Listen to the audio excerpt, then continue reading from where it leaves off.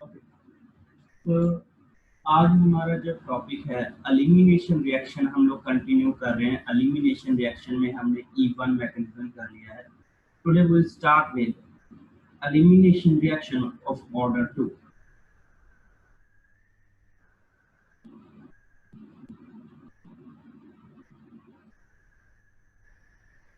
of order 2. Now, in short form, it is E2. Now, uh, elimination reactions like dehydrohalogenation, a reaction like dehydrohalogenation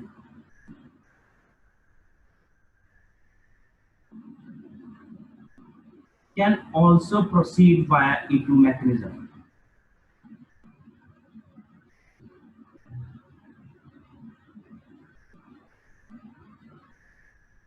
तो हम लोगों ने कल जो reaction देखी थी डीहाइड्रोहैलोजिनेशन, वो E1 मैकेनिज्म से किया था। फिर E1 मैकेनिज्म के अंदर ही हमने डिहाइड्रेशन भी देखा था। तो आज हम लोग जो डीहाइड्रोहैलोजिनेशन है वो E2 मैकेनिज्म से कैसे प्रोसीड होगी ये चेक करेंगे। तो basically we are discussing E2 mechanism taking dehydrohalogenation as an example. ठीक, अब it is a single step reaction just like SN2 mechanism। जो E2 mechanism है it is single step reaction।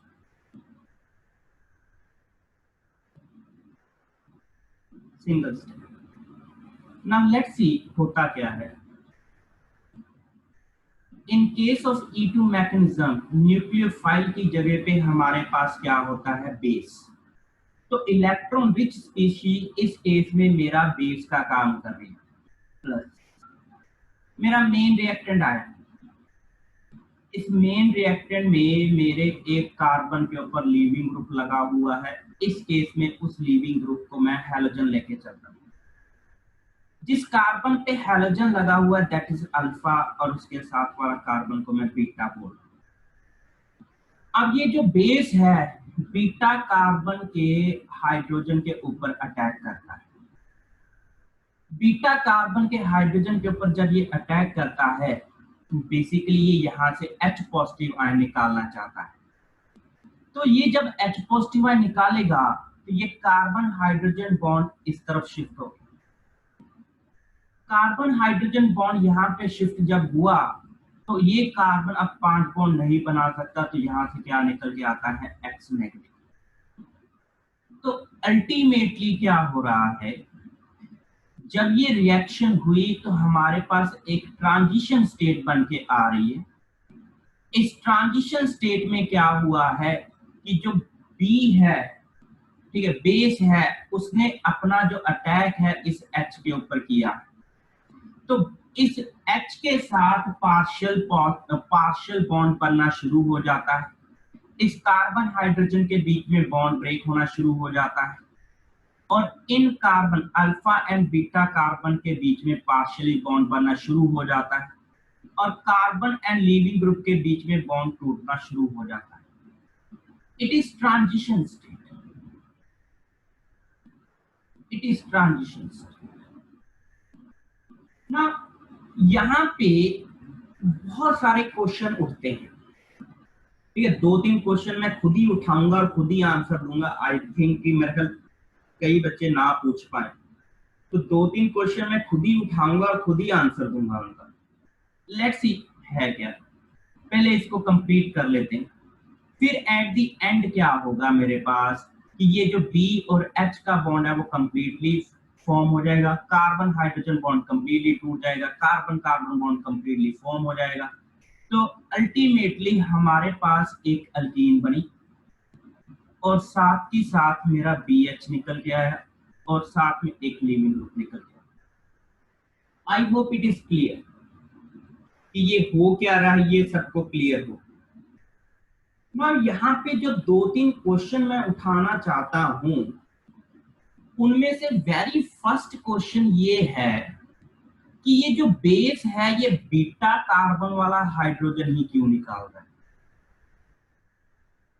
One of the very first question जो arise हो रहा है कि जो मेरा बेस है वो बीटा कार्बन वाला ही हाइड्रोजन क्यों निकाल रहा है, अगर अल्फा पे कोई हाइड्रोजन लगा हो तो उसको क्यों नहीं निकाल रहा, क्योंकि कंपेयर टू बीटा अल्फा वाला हाइड्रोजन ज्यादा एसिडिक होना चाहिए। तो जो मेरा बेस है वो अल्फा वाला हाइड्रोजन क्यों नहीं निकाल, it is the first question. Second question जो मेरे पास उठ के आ रहा है, ये जो एलिमिनेशन है इट इज एंटी एलिमिनेशन।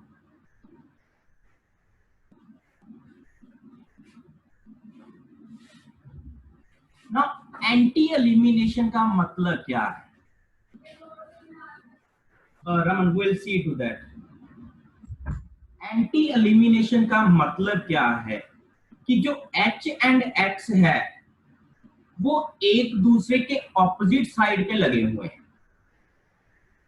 ये जो H एंड X है वो एक दूसरे के ऑपोजिट साइड लगे हैं, वो दोनों सेम साइड नहीं है। तो दो खास बातें, हाइड्रोजन जो निकलेगा वो बीटा कार्बन से निकलेगा और एलिमिनेशन जो होगा वो आपका एंटी एलिमिनेशन होगा, मतलब जो H है और X है एक दूसरे के ऑपोजिट होने चाहिए। लेट्स सी कि इसका हम लोग अब रीजन के ऊपर जाने की कोशिश कर रहे हैं कि नेक्स्ट स्लाइड में हम लोग इन दोनों क्वेश्चन के रीजन देखेंगे कि रीजन है क्या एक्चुअली। इसको पिक खींच लो भाई।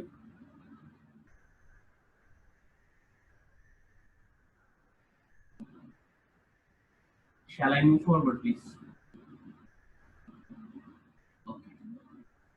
ना ये जो मेरा रिएक्टेंट था जो पीछे मैंने ये बनाया है, इसको मैं अपनी सॉहर्स प्रोजेक्शन के अंदर लिख रहा हूं। दो कार्बन एटम शो किए हैं मैंने, एक कार्बन के ऊपर मैंने हाइड्रोजन शो किया हुआ है और दूसरे कार्बन के ऊपर मैंने हैलोजन शो किया हुआ है, दैट्स लिविंग ग्रुप। एक बार मैंने ये सिनेरियो बना के रखा है, चेक कर लो, ये बिल्कुल वही चीज है जो मैंने यहाँ पे बनाई। इस चीज को मैं यहाँ पे रब कर रहा हूँ, क्वेश्चन जब मैंने क्वेश्चन पूछा तब ऐसे लिखा। अब चेक कर, जो चीज यहाँ पे बनी हुई है बिल्कुल उसी चीज को मैंने सॉहर्स प्रोजेक्शन में रिप्रेजेंट किया है। दूसरा केस क्या बना के चल रहा हूं, यहाँ पे इस कार्बन के ऊपर H है, मैंने पिछले वाले कार्बन को 180 डिग्री से रोटेट कर लिया और रोटेट करके इस X को इस H के ऑपोजिट ले गया, दैट इज एंटी कर लिए। H एंड X एक दूसरे के एंटी है, वेरज ऊपर वाले स्ट्रक्चर में मेरा H एंड X एक दूसरे के आमने सामने। आई होप कि इसमें कोई दिक्कत नहीं, दैट इज पॉसिबल। भाई आपके रूम टेम्परेचर पे इतनी एनर्जी है कि कार्बन कार्बन फ्रीली एक दूसरे के अराउंड रोटेट कर सकते हैं, ठीक है। तो ये आपका रोटेट होके 180 डिग्री पे जा सकता है और ये वापस भी जा सकता है। अब मैं ये दो सिनेरियो लेके चल रहा हूं, मेरा बेस आया, ये अल्फा कार्बन लेके चल रहा हूं, ये beta, it is alpha, it is beta. ये मेरा बेस आया, इस बेस ने इस H के ऊपर अटैक किया है, ये बॉन्ड इस तरफ शिफ्ट हुआ था और ये बॉन्ड इस तरफ शिफ्ट हुआ। ये मैंने सॉहर्स प्रोजेक्शन के अंदर वही चीज की है जो यहाँ पे करके दिखाई है, सिंपल 2 डायमेंशन। सॉहर्स प्रोजेक्शन के अंदर मैं यही चीज रिप्रेजेंट कर रहा हूं जो यहाँ पे मैंने की है। अब नेक्स्ट क्या हुआ है, इसकी हम लोग बना रहे हैं ट्रांजिशन स्टेट। ट्रांजिशन स्टेट में क्या बना,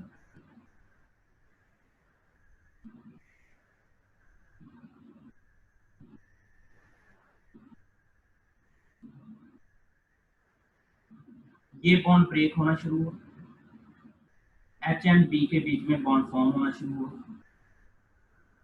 ये कार्बन X बॉन्ड ब्रेक होना शुरू हुआ और इस तरफ कार्बन कार्बन के बीच में बॉन्ड फॉर्म होना शुरू हुआ।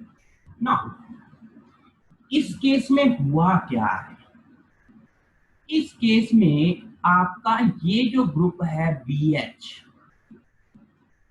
और ये जो x है दोनों सेम साइड है। जब ये BH और x दोनों सेम साइड हैं तो यहां पे क्या हो रही है, रिपल्शन। यहां पे जो रिपल्शन है ज्यादा है। अगर रिपल्शन ज्यादा है तो this transition state is less stable. ठीक है, यहां पे BH और X एक दूसरे के आमने सामने थे। H अकेला था तब तक तो बात ठीक थी, लेकिन B के साथ लगने से अब ये ग्रुप क्या हो गया है, थोड़ा बड़ा हो गया है, जिसकी वजह से रिपल्शन ज्यादा हो रही है। और ये जो ट्रांजिशन स्टेट है जिसको मैं 1 लिख रहा हूं, ये मेरी लेस स्टेबल होगी, PS1। ये वो सिनेरियो है जब आपके पास BH और X सेम साइड लगे होते, दैट इज सिन एलिमिनेशन। जब ये जो कहलाता है इट इज सिन एलिमिनेशन, कि H और X दोनों एक साइड से निकल रहे हैं, सिन मीन सेम। अब मैं सिनेरियो दूसरा लेके चलता हूं, जब मेरे पास क्या था, ये H यहां पे, ये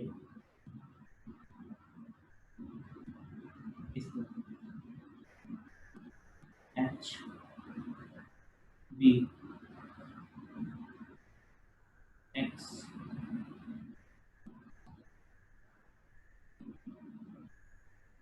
अब ये मेरी बन के ये transition state 2।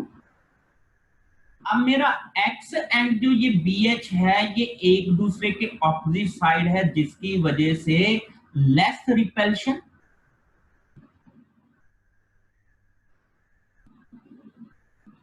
And transition state 2 is more stable.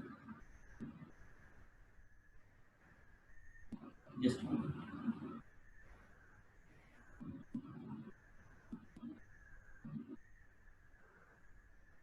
and it is anti-elimination। ना यहां तक जिनको क्लियर है प्लीज गिव मी यस। जिन लोगों को क्लियर है please give me yes. If any question is there, any doubt is there, he or she is most welcome। Okay ना हिमांशु भाई, मैंने 2 क्वेश्चन खड़े किए थे। जब मैंने पिछली स्लाइड दिखाई थी तो मैंने उस थ्योरी के अंदर 2 क्वेश्चन खड़े किए थे। मेरे को लगता है मैंने उसमें से सिर्फ अभी एक का ही आंसर दिया। हमारे 2 क्वेश्चन कौन से थे कि ये बीटा कार्बन का हाइड्रोजन क्यों निकला है, अल्फा कार्बन से हाइड्रोजन क्यों नहीं निकला। और दूसरा क्वेश्चन हमारा क्या था, एंटी एलिमिनेशन ही क्यों प्रेफर कर रहे हैं, सिन क्यों नहीं प्रेफर कर रहे। तो मैंने अपना अभी तक जो आंसर दिया है एंटी एलिमिनेशन का दिया है। बीटा कार्बन से हाइड्रोजन क्यों निकल रहा है इसका कारण नहीं देखा अभी तक हमने। कैन एनीवन टेल मी कि मैं बीटा कार्बन से ही क्यों निकाल रहा हूं, either it is syn elimination और एंटी एलिमिनेशन, मैं बीटा कार्बन से हाइड्रोजन निकाल रहा हूं। आंसर इसी में छुपा हुआ है।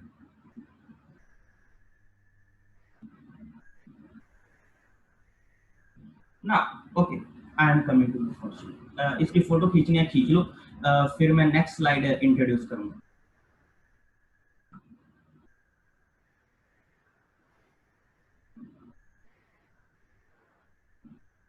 नाइन्टी डिग्री रोटेट करने से नहीं रमन, 180 डिग्री पे यार हमें पता है कि 180 डिग्री पे मैक्सिमम दूरी है, 90 पे मैक्सिमम दूरी कहां से आएगी। अगर आप 90 डिग्री से रोटेट करना चाहते हो तो मैक्सिमम दूरी नहीं आएगी। एक मिनट में रोनित, मैं रमन के क्वेश्चन का रिप्लाई कर रहा हूँ कि रमन कह रही है कि एक्स को 90 डिग्री से रोटेट कर दो। एक्स को जब मैं 90 डिग्री से रोटेट करूंगा तो कुछ ऐसी बन के आएगी डायग्राम।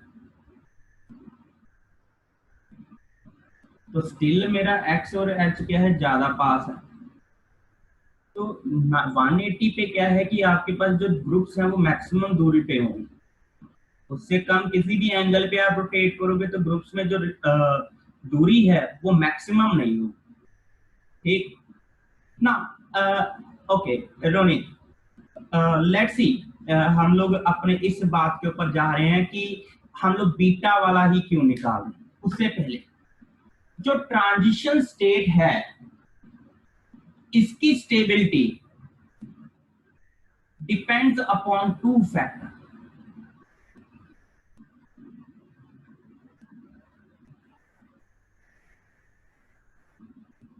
अब दो फैक्टर कौन कौन से हैं? एक तो हमने देख ही लिया, दैट इज स्टेरिक रिपल्शन। ठीक है, जो स्टेरिक रिपल्शन मेरे पास एंटी में कम थी और उसके अंदर सिन के अंदर जा रहा थी, दैट्स व्हाई मैं एंटी मैकेनिज्म प्रेफर कर रहा हूं। नाउ अनदर है हाइपर कंजुगेशन।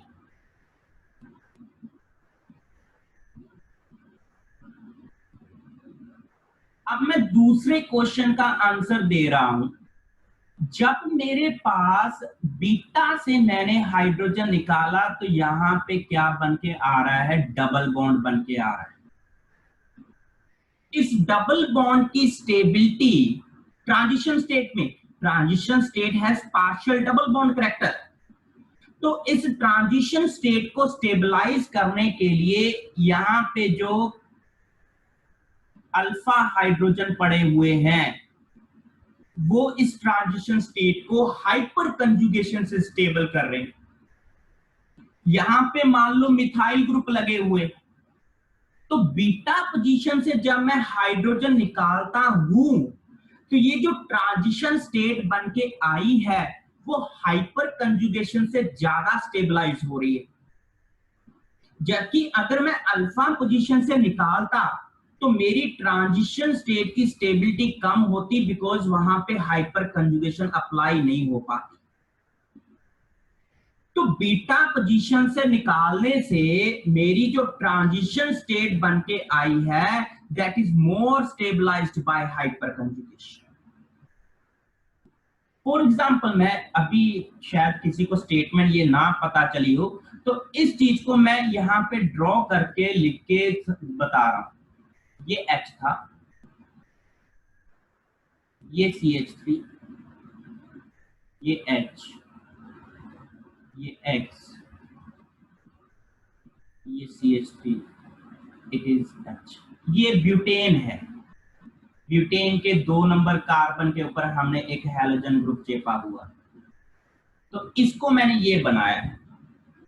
ये जो 2 कार्बन है ये वाले, ये 2 कार्बन है। अब जब मैंने कोई बेस उठाया, बी नेगेटिव आया, ये बॉन्ड यहां पे शिफ्ट होगा, इसको यहां पे शिफ्ट होगा, ट्रांजिशन स्टेट क्या होगा? CH3 H, इस H, B, यहाँ पे partial double bond character C, CH3 H, यहाँ X। अब मुझे चेक करके बताओ इस डबल बॉन्ड के लिए, ये जो पार्शियल डबल बॉन्ड बना है इसके लिए कितनी अल्फा हाइड्रोजन रिस्पॉन्सिबल है स्टेबिलिटी के लिए? This one is one alpha carbon, it is also one alpha carbon. तो इस ट्रांजिशन स्टेट को स्टेबलाइज करने के लिए 6 अल्फा हाइड्रोजन रिस्पॉन्सिबल है।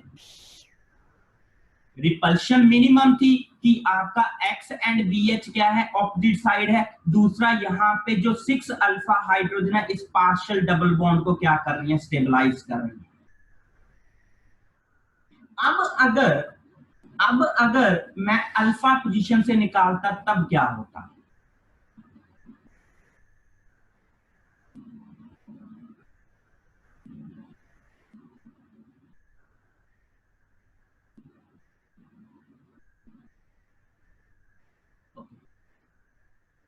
Alpha position CH3, it is X, it is H, B negative आया, ये यहां पे अटैक कर, ये इधर शिफ्ट होता है और ये इधर शिफ्ट होता है। अब आपके पास क्या आ रहा है इस ट्रांजिशन स्टेट में?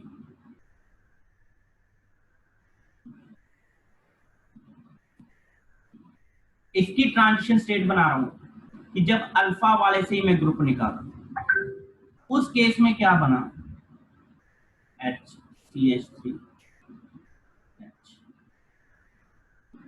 यहां पे पार्शियल X डेल्टा नेगेटिव,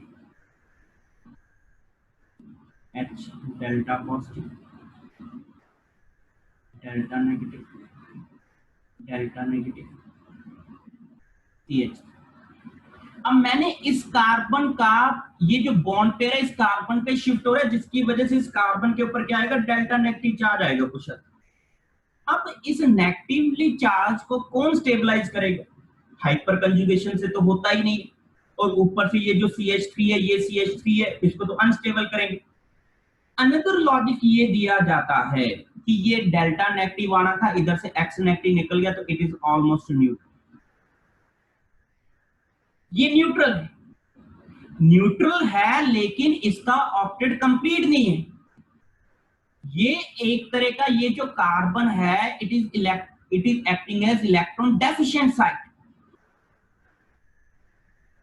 ये जो कार्बन है ये एक इलेक्ट्रॉन डेफिशिएंट साइट की तरह बिहेव कर रहा है। अब इस इलेक्ट्रॉन डेफिशिएंट साइट की जो स्टेबिलिटी है वो सिर्फ और सिर्फ इंडक्टिव इफेक्ट से कंपनसेट हो रही है। तो जिस कारण अगर मैं अल्फा पोजीशन से अपना H पॉजिटिव निकालता हूं तो उसकी ट्रांजिशन स्टेट लेस स्टेबल है as compared to beta position. इस केस में जो ट्रांजिशन स्टेट बनी है it has partial double bond character, और उस पार्शियल डबल बॉन्ड करैक्टर को स्टेबलाइज करने के लिए alpha carbon hyperconjugation show करते हैं। वेयरएज अगर अल्फा पोजीशन से निकालता हूं तो आपके पास ये जो कार्बन है अल्फा कार्बन वो इलेक्ट्रॉन डेफिशिएंट हो रहा है उस ट्रांजिशन स्टेट में, जिसके कारण उसका जो स्टेबिलिटी है सिर्फ और सिर्फ इंडक्टिव इफेक्ट से ऑपरेट हो रहा है। ये कार्बिन बन रहा है, कार्बिन, यहां पे हाइपर कंजुगेशन अप्लाई नहीं हो पाई, ठीक। तो दैट्स व्हाई हाइपर कंजुगेशन की वजह से यहां पे जो स्टेबिलिटी है इट इज मच मोर, और यहां पे stability is less. Please let me know अगर कोई इशू है।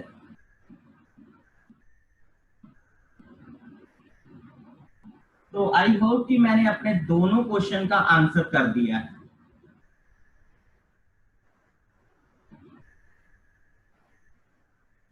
बता दो भाई, इज इट क्लियर? ओके, तो मैं अगले टॉपिक पे मूव कर रहा हूं।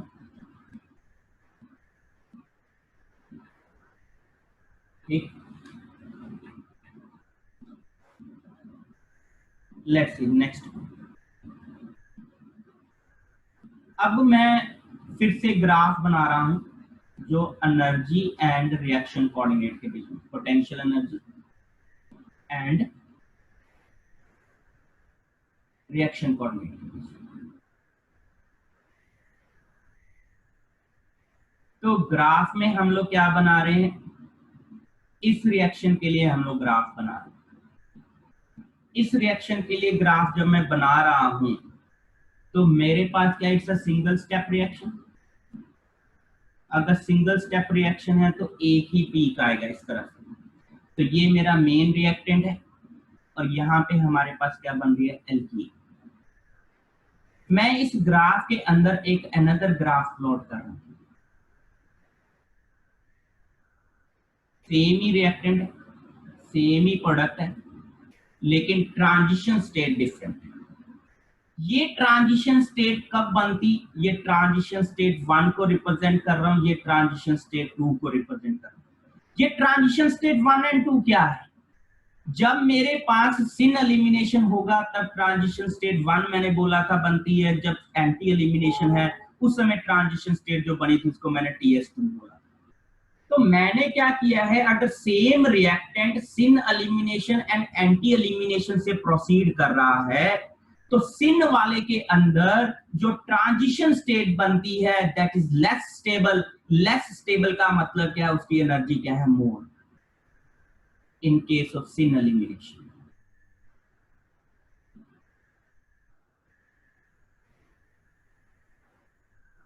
और TS2 कब बना, कब मैंने शो किया था, जब मैंने एंटी एलिमिनेशन किया था।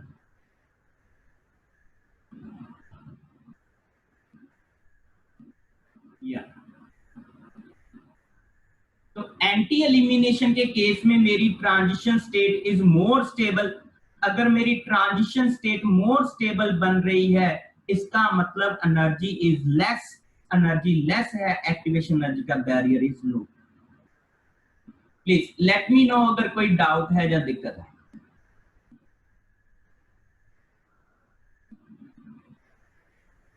इज इट क्लियर भाई यहां तक? Let's see characteristics of E2 mechanism.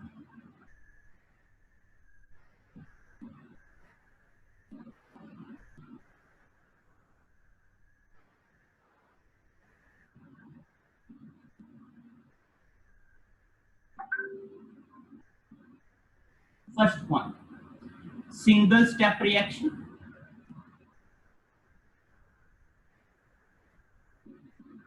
Order and molecularity कितना है बता दो। या ऑर्डर एंड मॉलिक्यूलरिटी इज 2, क्योंकि मेरा सिंगल स्टेप रिएक्शन है, इट्स एन एलिमेंट्री रिएक्शन। तो इस एक ही स्टेप के अंदर मेरे दो रिएक्टेंट मॉलिक्यूल पार्ट ले रहे थे, वन इज लीव्स बेस, दूसरा मेरा मेन रिएक्टेंट। ना अगर मॉलिक्यूलरिटी एंड ऑर्डर 2 है, what is rate law expression please? Rate of reaction is directly proportional to concentration of base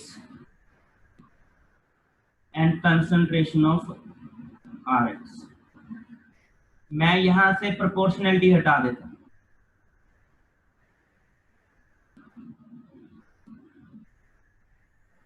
अब ये जो K की वैल्यू है किसके ऊपर डिपेंड करती है? Please let me know.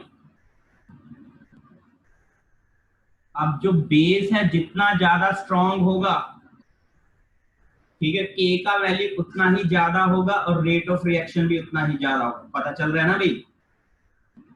K की वैल्यू जो बेस है, बेस की स्ट्रेंथ के ऊपर डिपेंड कर रही है। स्ट्रॉन्गर बेस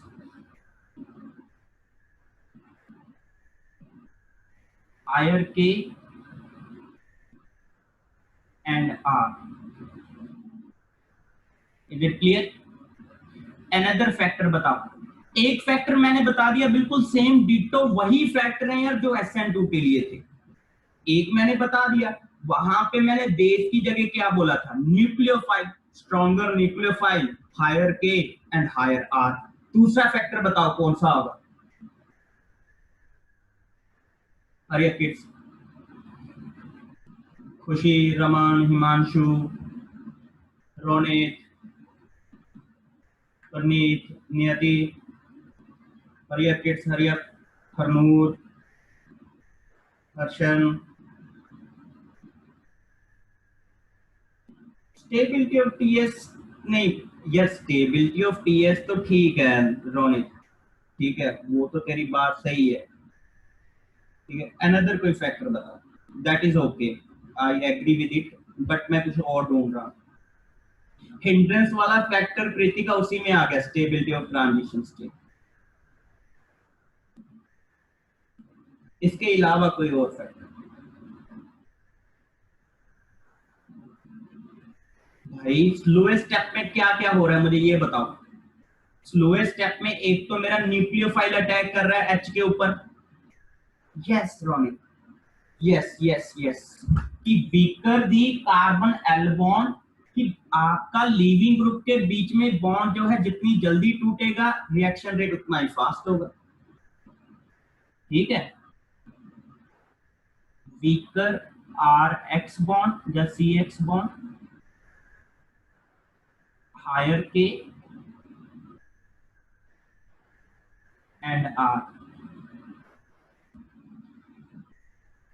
ठीक है, अनदर आप ये बोल सकते हो stability of transition state, yes that is okay.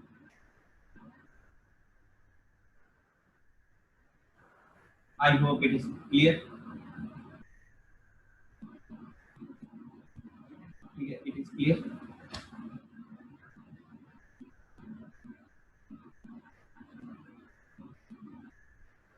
Okay, आगे बढ़ो। कितने पॉइंट लिखे थे हम लोगों ने? 3 पॉइंट लिख लें। नेक्स्ट है fourth point, E2 mechanism is always empty।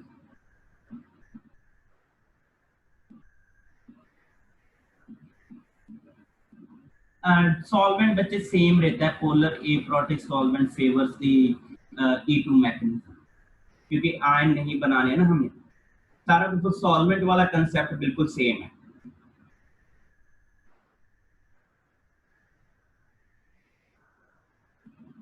या खुशी, एल्कीन जितनी भी बीटा एलिमिनेशन है, अगर आपको याद हो तो हमने स्टार्टिंग में एलिमिनेशन रिएक्शन को 3 पार्ट में डिवाइड किया था। One is alpha elimination, beta elimination and gamma elimination. Alpha elimination leads to carbene, beta elimination leads to alkene and gamma elimination से आपके पास cyclic compound बनते हैं। तो फिर beta elimination के अंदर हम लोग further types देख रहे थे। Since all these are beta elimination, तो यहाँ पे alkene ही बन रहा है final पर। Next, E2 mechanism is always empty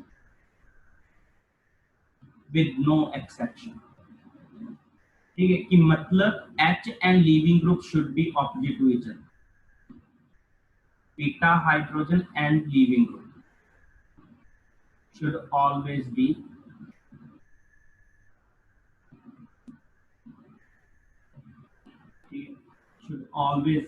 anti-periplanar। एंटी-पेरिप्लेनर का मतलब क्या है, एक ही प्लेन में होने चाहिए बट ऑपोजिट होने चाहिए, एंटी होने चाहिए। और इससे क्या होता है, lower activation energy, lower activation energy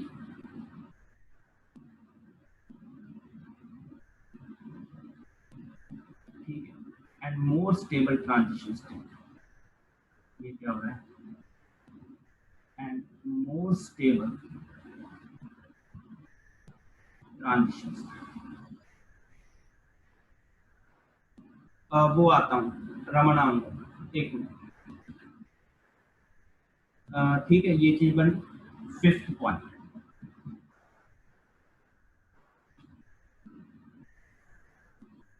ना इस केस में हम लोग जो मेजर प्रोडक्ट देखते हैं इन E2 mechanism,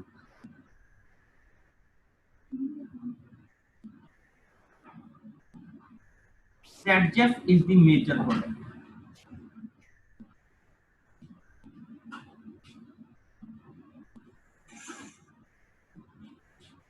In E2 mechanism, ZF is the major product। भाई E2 मैकेनिज्म के अंदर भी more than one product possible है।